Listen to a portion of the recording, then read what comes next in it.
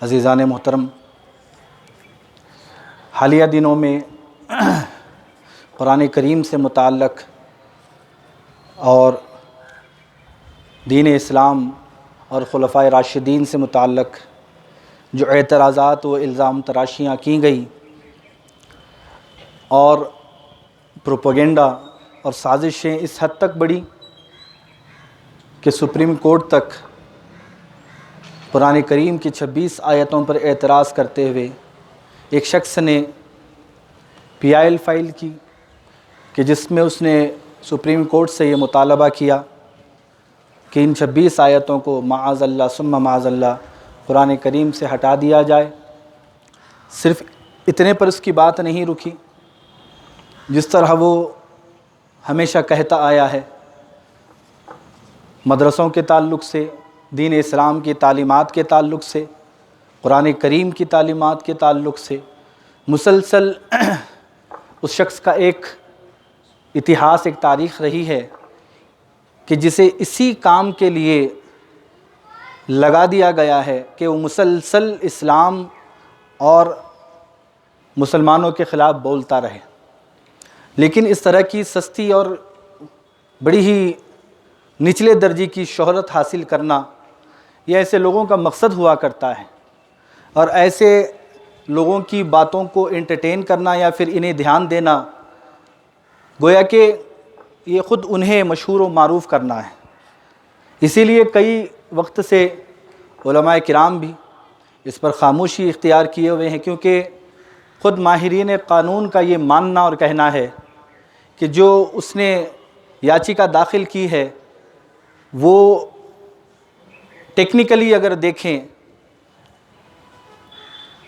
تو پہلی ہی سنوائی میں سپریم کورٹ اسے ریجیکٹ کر دے گا،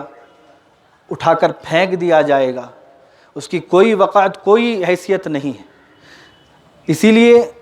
اس وقت کا انتظار کیا جا رہا ہے۔ لیکن جو اعتراضات و الزام تراشیاں اس نے قرآن کریم کی 26 آیتوں پر کی، اسلام کی تعلیمات پر کی، اور جو تہمتیں اس نے اسلام کی معزز اور ذی محتشم شخصیتوں پر لگائی ہے، چونکہ صرف مسلمان ہی نہیں، غیر مسلم بھائی بھی اسے دیکھتے اور سنتے ہیں، اور وہ بھی غلط فہمیوں کا شکار ہوتے ہیں۔ لہٰذا بہت سارے احباب کی طرف سے، بہت سارے احبا کی طرف سے یہ معروضہ کیا گیا کہ کم از کم جو اعتراضات اس نے وارد کیے ہیں، ان اعتراضات کا قرآن و سنت کی روشنی میں اور زمینی حقائق اور فیکٹس کی روشنی میں اس کا جواب دیا جائے۔ عزیزان محترم، یہ PIL کس نے فائل کیا ہے، کیوں فائل کیا ہے، اس کا نام لینا یہ گویا کہ اسے اہمیت دینا ہے۔ ہم کسی کا نام نہیں لیتے، نام لیے بغیر ان تمام اعتراضات پر روشنی ڈالیں اور اس کی حقائق کو سمجھیں اور جانیں، اور اس کے اندر ایک دعوت فکر ہم سب کے لیے بھی ہے۔ عزیزان محترم، بلا تاخیر میں فرداً کچھ ایک باتیں اس کی ذکر کر کے آپ کے سامنے اس کے جواب عرض کروں گا۔ سب سے پہلے تو جو اس نے الزام وارد کیا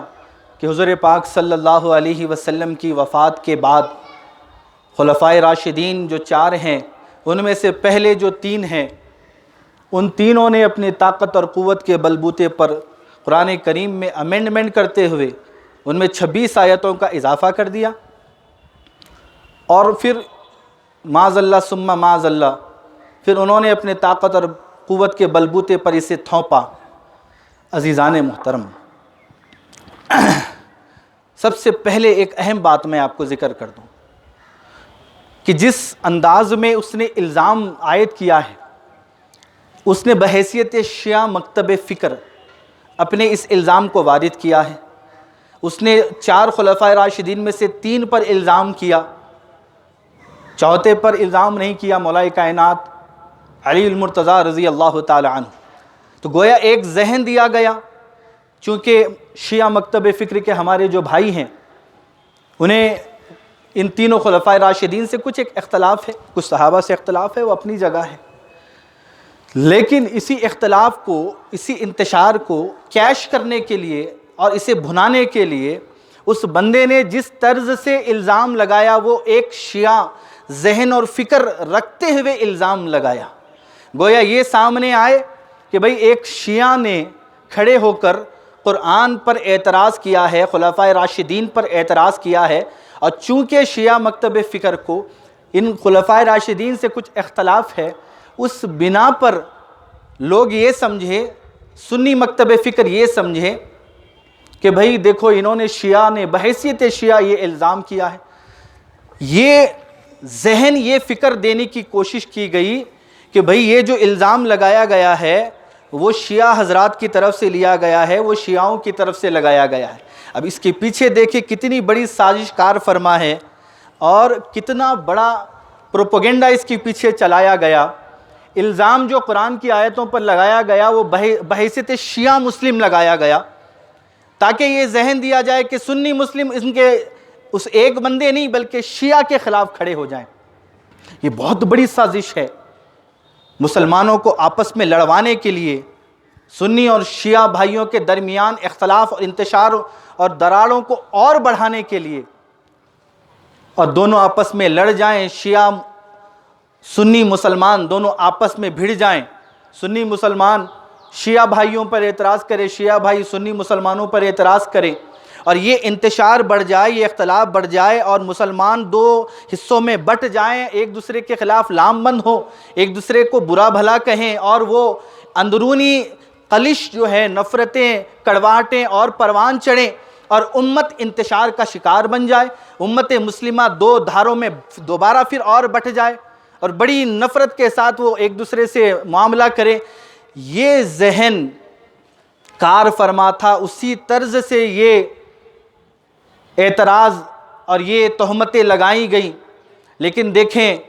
وَمَكَرُوا وَمَكَرَ اللَّهُ وَاللَّهُ خَيْرُ الْمَاكِرِينَ، یہ لوگ ایک مکر کر رہے تھے۔ یہ تو قرآن پر الزام اپنی جگہ ہے، لیکن اس نے جو الزام لگانے کا طرز اختیار کیا وہ بحیثیت شیعہ مکتب فکر کیا، اس نے ان تینوں کو ٹارگٹ کیا اسی اختلاف کا فائدہ اٹھاتے ہوئے۔ یہ ان کی ایک سازش اور پروپیگنڈا تھے کہ اب آپ بتائیں شیعہ اور سنی مسلمانوں کا آپس میں لڑانے سے کسی وہ ایک بندے کا فائدہ ہوگا؟ نہ، اس کے پیچھے کسی اور کا فائدہ ہے، کیونکہ مسلمان اگر انتشار کا اور اختلاف کا شکار ہوں گے، مسلمانوں کی طاقت بٹے گی تو فائدہ کسے ہوگا؟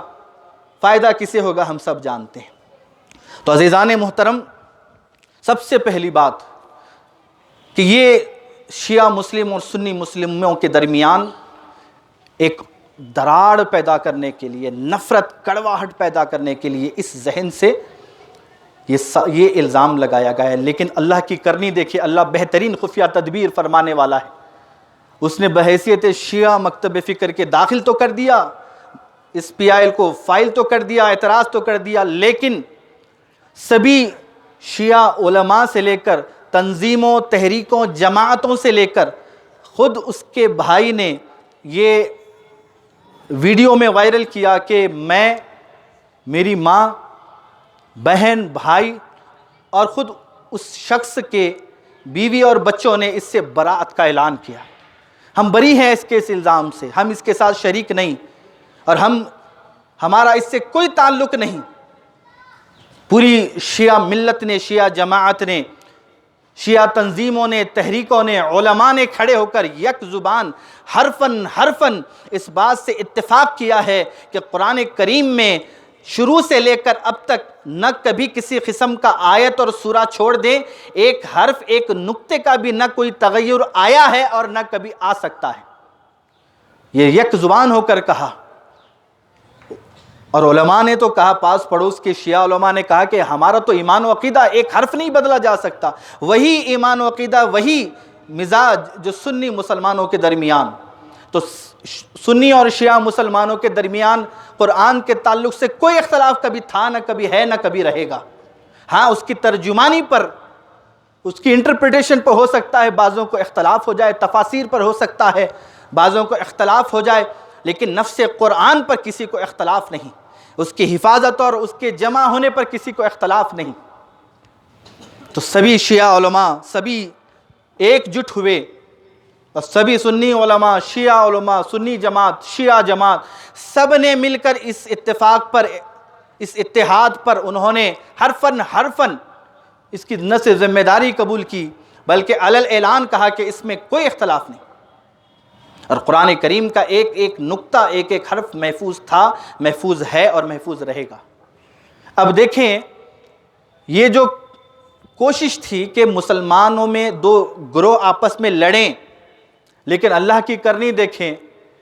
کہ اللہ تبارک و تعالیٰ نے اس آزمائش کے ذریعے سے مسلمانوں کو پھر یکجا فرما دیا، اکٹھا فرما دیا، چاہے جس کسی مکتب فکر کا ہو، سب کی زبان پر ایک ہی لفظ ہے کہ قرآن کی حفاظت، قرآن کا ذمہ اور قرآن کا محفوظ ہونا یہ اللہ کی ذمہ داری ہے، اور نہ اس میں کوئی آیت تو دور کی بات ہے، ایک نقطہ بھی بدلا نہیں جا سکتا، نہ بدلا گیا ہے۔ پوری امت اس مسئلے پر متحد ہوئی، علل اعلان سامنے آئے، اور اللہ کا احسان و کرم ہے کہ اللہ نے اس آزمائش کے ذریعے سے امت مسلمہ کو متحد فرمایا۔ یہ اللہ ہی کا کرم ہے کہ لوگ اگر امت مسلمہ کو، ملت کو توڑنا چاہتے ہیں، بانٹنا چاہتے ہیں، منتشر کرنا چاہتے ہیں، اس قسم کے فتنے ڈال کر، اس قسم کے انتشار والی باتیں پیدا کر کے، اس طرح کی باتیں کر کے وہ یہ سمجھتے ہیں کہ امت مسلمہ انتشار کا شکار ہو جائے گی۔ نہیں، تم کچھ اور سوچ رہے ہو، لیکن اللہ نے کچھ اور خفیہ تدبیر فرمائی ہے۔ جس چیز کے ذریعے سے تم امت مسلمہ کو منتشر کرنا چاہتے ہو، اللہ تعالیٰ اسی نقطے کے ذریعے سے امت مسلمہ کو متحد فرما رہا ہے۔ یہ اسلام کی شان ہے، یہ اللہ کا کرم ہے۔ تو عزیزان محترم، یہ بہت بڑی سازش اس کے پیچھے تھی جسے اللہ نے ناکام کر دیا، ورنہ تو ہوتا یہ کہ شیعہ مسلم سنی مسلمان کے خلاف، سنی مسلمان شیعہ مسلم کے خلاف، دونوں نے کھڑے ہو کر ایک ساتھ کہہ دیا کہ ہم دونوں کا اس پر اتفاق ہے، کوئی تغیر نہیں ہوا اور نہ ہو سکتا ہے۔ اب رہی بات یہ کہ بھائی خلفائے راشدین پر یہ الزام کہ انہوں نے اپنی طاقت کے بلبوتے پر قرآن کو بدلا، نہ، اگر کوئی بحیثیت مسلمان، میں دو حصوں میں تقسیم کروں گا، اگر قرآن میں تبدیلی کا کوئی جو ہے دعویٰ کر رہا ہے اور یہ کہتا ہے کہ معاذ اللہ بدلا گیا، تو یا تو وہ ایمان والا ہوگا یا تو غیر مسلم ہوگا۔ اگر کوئی ایمان والا ہے اور اسی بندے کو اگر آپ پکڑیں تو اس نے 26 آیتوں پر اعتراض کیا لیکن باقی آیتوں پر تو ایمان ہے، کم از کم بظاہر دوسری آیتوں پر تو ایمان ہے۔ اٹھائیں سورہ حجر آیت نمبر 9، اللہ کیا فرماتا ہے؟ اللہ قرآن کریم میں فرماتا ہے کہ اِنَّا نَحْنُ نَزَّلْنَا الذِّكْرَ وَإِنَّا لَهُ لَحَافِظُونَ، بے شک اس قرآن مقدس کو ہم نے ہی نازل فرمایا ہے، وَإِنَّا لَهُ لَحَافِظُونَ، اور بے شک ہم ہی اس کی حفاظت فرمانے والے ہیں۔ قرآن کی حفاظت کا ذمہ مخلوق کے حوالے نہیں کیا گیا، جس نے اتارا ہے اسی نے ذمہ داری لی ہے کہ میں اس کی حفاظت کروں گا۔